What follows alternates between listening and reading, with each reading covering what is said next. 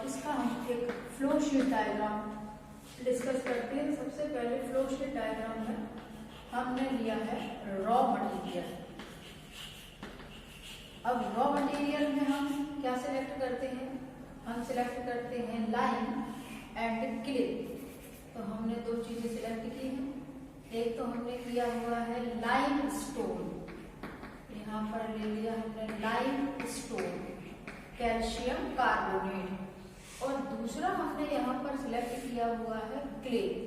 Clay actual में उसमें होती है सिलिका, तो मेन हमको सिलिका से काम। अब लाइमस्टोन जो है उसका हम करते हैं क्रशिंग, हमने की हुई है क्रशिंग। क्रशिंग यानी उसको हम पूरा अच्छी तरीके से पीसते हैं, क्रश करते हैं, और क्रश करने में भी दो बार में क्रश होता है। पहले तो हम करीब करीब 5 इंचेस लॉन्ग ऐसे इस टाइप के स्टोन लेते हैं, और उसके बाद फिर सेकेंडली क्रशिंग करते हैं तो 3/4 इंचेस इस तरीके का हम क्रशिंग यहाँ पे करते हैं। जो यहाँ पर क्ले है, क्ले की हम करते हैं वॉशिंग। क्ले का जो है वो हम करते हैं वॉशिंग। तो वॉशिंग करने से एक्स्ट्रा चीजें अलग हो जाती है। मेन हमको इसका सिलिका जो है जिससे हमें काम है वो हमको मिल जाता है। फिर क्रशिंग और वॉशिंग करने के बाद इनका हम करते हैं प्रपोर्शनिंग। हमको करना है इनका प्रपोर्शनिंग। प्रपोर्शनिंग में हम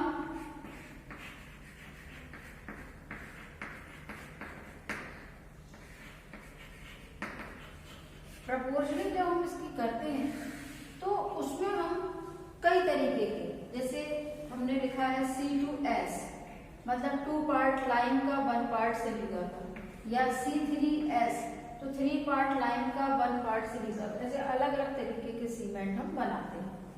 प्रपोर्शनिंग हमने कर दी। प्रपोर्शनिंग करने के बाद हम यहाँ पर इसके दो मेथड हैं जिनके थ्रू हम इसको बना सकते हैं। तो फर्स्ट है ड्राई प्रोसेस और सेकंड होता है वेट प्रोसेस। ड्राई प्रोसेस और वेट प्रोसेस। ड्राई प्रोसेस में हम इसका ड्राई पाउडर रहने देते हैं, और वो डिपेंड करता है कि जहां पर भी हमने ये मैन्युफैक्चरिंग लगा रहे हैं वहां का कंडीशन किस तरीके से है, वेदर कंडीशन कैसी है, फ्यूल सप्लाई कैसा है। क्योंकि ड्राई वाला प्रोसेस में फ्यूल कम लगेगा, वेट प्रोसेस में फ्यूल ज्यादा लगता है। तो इसमें अलग अलग जैसा भी वेदर कंडीशन होती है, यदि मान लो बहुत कोल्ड कंट्री है, बहुत ज्यादा मॉइस्चर है, तो जनरली हम ड्राई प्रोसेस के थ्रू बना सकते हैं। पर यदि हॉट कंट्री है, बहुत ही ड्राई वेदर है, तो फिर हम वेट प्रोसेस के थ्रू उसको बनाते हैं। तो यहाँ तो ये ड्राई पाउडर के फॉर्म में ही रहता है क्योंकि हम इसमें कुछ भी नहीं मिलाते। पर इसमें जब वेट प्रोसेस में हम करते हैं तो हम इसमें मिला लेते हैं वाटर। तो इसमें जब हमने वाटर मिलाया तो क्या बन जाता है, स्लरी बन जाता है। ये हमने स्लरी बना ली। अब स्लरी बना ली, अब उसका यूज फिर हम उसको सीमेंट बनाने के लिए करते हैं। ये दोनों में जो भी आपका सिलेक्शन है वो हमने किया। इसके बाद हम इसको ले जाते हैं रोटरी क्लीन में। ये रोटरी क्लीन जो होता है यही मेन है जहां पर इसमें इसका मतलब पूरा मैन्युफैक्चरिंग होना है। तो इसको हम थोड़ा सा यहाँ बना लेते हैं।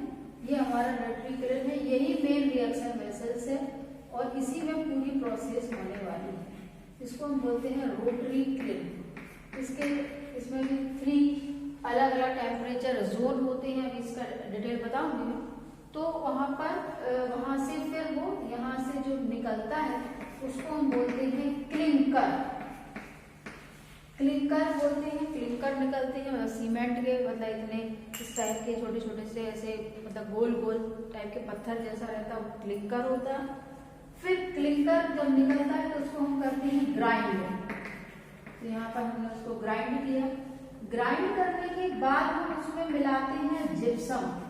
तो यहाँ पर ये जिप्सम मिला लेते हैं। जिप्सम मिलाने को जिप्सम करीब करीब 2 to 3% जिप्सम हम मिलाते हैं, और जिप्सम मिलाने से इसकी जो सेटिंग टाइम है वो थोड़ा सा बढ़ जाता है। तो मतलब एक एक्सीडेंटली सेटिंग नहीं होता, बल्कि थोड़ा सा टाइम ले लेता है वो। तो जिप्सम मिला करके उसको ग्राइंड किया, और इसके बाद जो हमने पाउडर फॉर्म में जब बनाया तो हमको फिर जो एक मिला उसको हमने बोला पोर्टलैंड सीमेंट।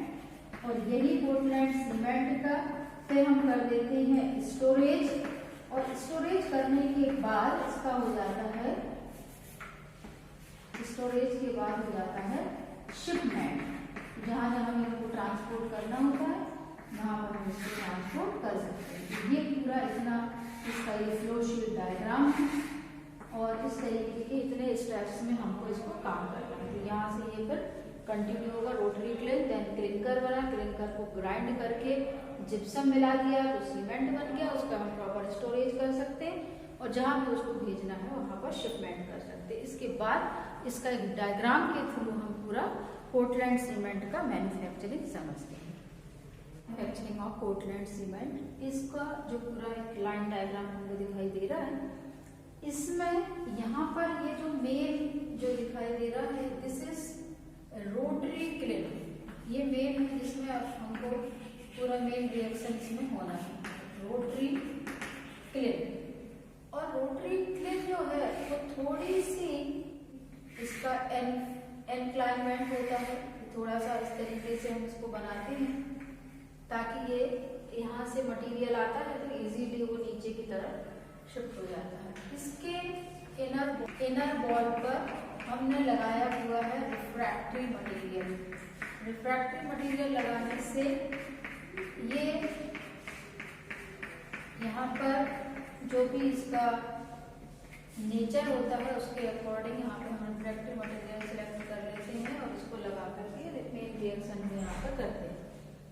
अब इसको 2 रोलर से माउंटेड भी किया हुआ है, ये रोलर लगाए हुए हैं, इससे माउंटेड किया हुआ है तो ये थोड़ा सा इस तरीके से रोटेट भी होता रहता है। ये यहाँ से ये इनलेट है जिसमें हमने जो भी रॉ मटेरियल है उस रॉ मटेरियल को प्रपोर्शनिंग करके रखा हुआ है और इसके बाद फिर ये धीरे धीरे यहाँ से आकर के ये रोटरी क्लिन में आता है।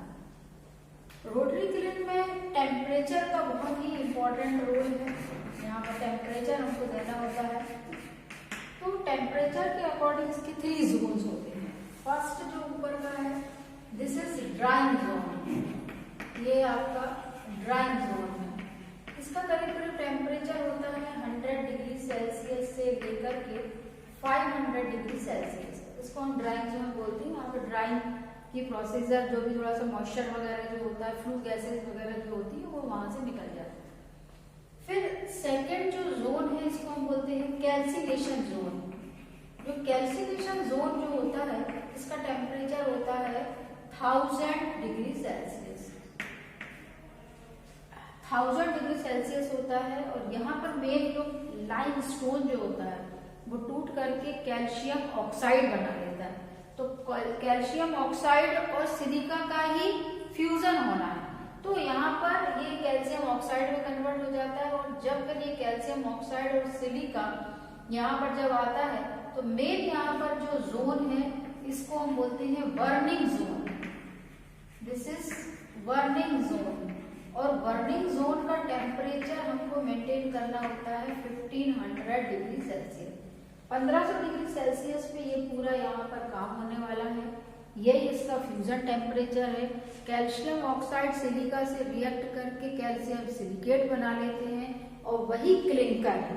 तो यहाँ पर ये 3 जोन्स हो गए। अब हमने यहाँ से जैसे इनलेट से मटेरियल को डाला, सबसे पहले वो ड्राइंग जोन में आया। जैसे ही वो ड्राइंग जोन में आया तो जितना भी यहाँ पर जो मॉइस्चर है, जो फ्लू गैसेस हैं, वो सारी की सारी यहाँ से निकलने लगती है।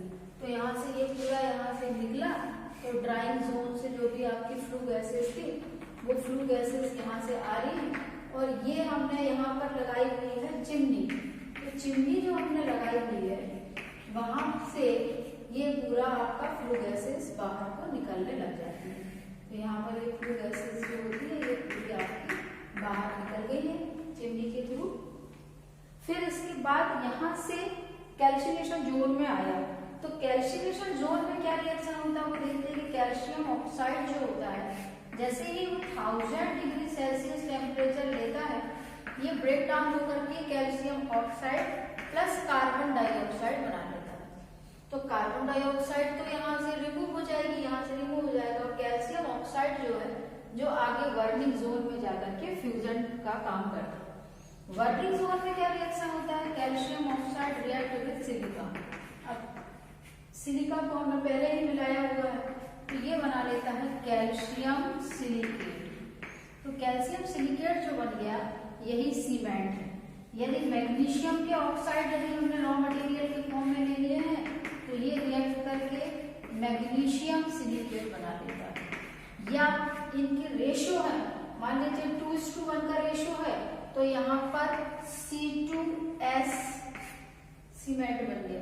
यदि यहाँ पर 3:1 का रेशो है तो C3S सीमेंट बन गया। तो ये इस तरीके के अलग अलग कॉम्पोजिशन के सीमेंट हम यहाँ पर बना रहे हैं। अब जब यहाँ पर बनाया तो ये क्लिंकर जो होते हैं, ये क्लिंकर कुछ इस तरीके से इस टाइप के रहते हैं। ये क्लिंकर है इस टाइप के रहते हैं। अब ये क्लिंकर को हम स्टोरेज है ये हमारा, यहाँ पर हम पूरा स्टोरेज कर लेते हैं। टेम्परेचर बहुत ज़्यादा हाई होता है तो यहाँ से ये कूल करने के लिए कूल एयर वगैरह जो है वो यहाँ से मतलब कूलिंग के लिए यहाँ पर रखते हैं। तो ये हॉट एयर पूरी बाहर निकलती चली जाती है तो ये कूलिंग हो जाते हैं। और यहाँ से हम क्लिंकर को निकाल लेते हैं और फिर इस क्लिंकर को ग्राइंड करके जिप्सम मिला करके फिर सीमेंट का फॉर्मेशन करते हैं।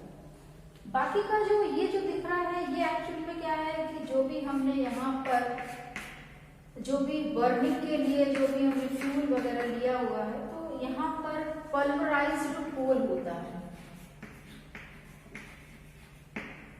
पल्वराइज्ड कोल हमने यहाँ पर भरा हुआ है और यहाँ से ये कोल सप्लाई मतलब फ्यूल सप्लाई होता है। यहाँ पर एयर ब्लोअर लगा हुआ है। ये एयर ब्लोअर इसको फ्यूल को बर्न होने में हेल्प करता है और इस तरीके से यहाँ पर टेम्परेचर मेंटेन होता है, क्लिंकर का फॉर्मेशन होता है और ये क्लिंकर को फिर हम ग्राइंड करके सीमेंट का फॉर्मेशन करते हैं। तो ये इतना इसका रोटरी क्लिन का डायग्राम है। इनके जो जोन्स हैं और इनके जो रिएक्शंस हैं वो मेन इंपॉर्टेंट है जिसको भी हमको अच्छे से स्टडी करना है। आई होप इसके कॉन्सेप्ट आपको क्लियर हुए होंगे। यदि कहीं भी कोई भी डाउट है तो उसको आप कमेंट सेक्शन पे लिख सकते हैं। Thanks for watching, subscribe my channel.